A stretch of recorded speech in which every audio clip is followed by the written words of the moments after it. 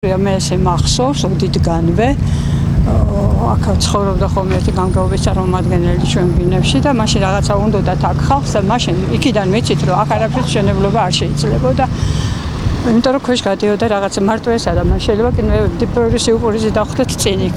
ერთი სიურპრიზი გორელებისთვის 40 გრადუს სიცხეში უწყლოდ დარჩენა აღმოჩნდა, რადგან ადგილზე, სადაც საცხოვრებელი კორპუსის მშენებლობა მიმდინარეობს, ქალაქის მთავარი წყალსადენი მილი გადიოდა. მშენებლობის გამო კი მილის გადაადგილება გახდა საჭირო. მუშაობის პროცესში რომ გაუთვალისწინებელმა პრობლემებმა იჩინა თავი, ამას გორის მერის მოვალეობის შემსრულებელი კოტე ბუზალაძე ამბობს. უბრალოდ როცა პროცესი დაიწყო, სამუშაო პროცესები როცა დაიწყო, აღმოჩნდა რაღაც გაუთვალისწინებელი, რომელიც მიწის გაჭრის შედეგად დახვდათ ჩვენს ბრიგადებს და ამიტომ გაიწელა სამუშაო პროცესი.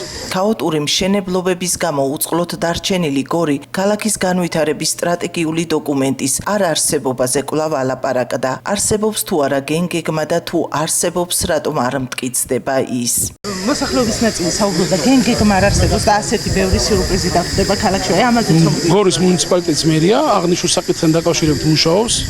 გენგეგმის ნაწილი არის გაკეთებული, გამზადებული და დასკვნითი ფაზა არის შესასრულებელი, რომელზეც ჩვენ ახლა დავიწყეთ მუშაობა და ეს მომდევნო წლის დავასრულებ და თუ გნებავთ გაჩვენებთ პროექტს გენგეგმასთან დაკავშირებით.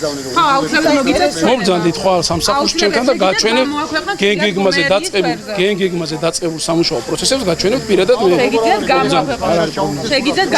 სანამ ვიღაცას ცილს დაწამებ, სანამ ვინმეს ცილს დასწამებ ხუილში, ჯერ უნდა გაერკვიეთ საკითხი.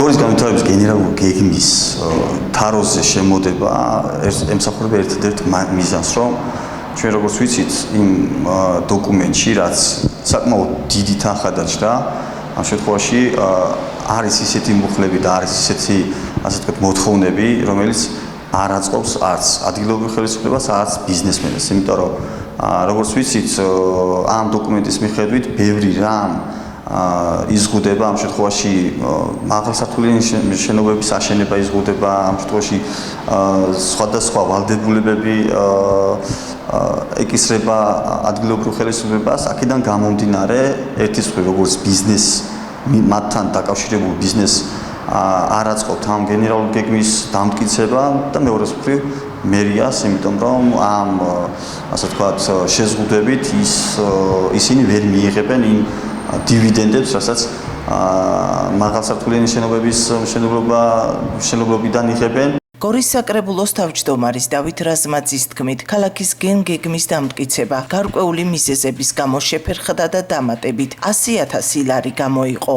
ჩემი პოზიცია იყო, რომ ძალიან მალე მომხდარიყო გენგეგმის დამტკიცება და ძალაში შესვლა, ვინაიდან ეს გეგმა არის ნამდვილად შესაბამისი ჩვენი ქალაქისა, მაგრამ სხვადასხვა მიზეზების გამო, დამოუკიდებელი მიზეზების გამო აქ იყო სხვადასხვა სამინისტროებს ჰქონდათ პირობები, რომ პირობებიც დაკმაყოფილებაც რთული იყო და საბოლოო ჯამში მივედით იმ კონდიციამდე, ხლა 100,000 არის გამოყოფილი ამ გენგეგმის დასასრულებლად და ალბათ წელსვე მოხდება გენგეგმის დამტკიცება და აღარ მოხდება იმ არასწორად იმ შენობების განთავსება და მშენებლობა, რომელიც დღესდღეობით არსებობს ჩვენს ქალაქში. გორის გენგეგმაზე მუშაობა კონტრაქტორმა კომპანია City ინსტიტუტმა 2019 წელს დაასრულა. შესაბამისი დოკუმენტი ჩააბარა ადგილობრივ მუნიციპალიტეტსაც.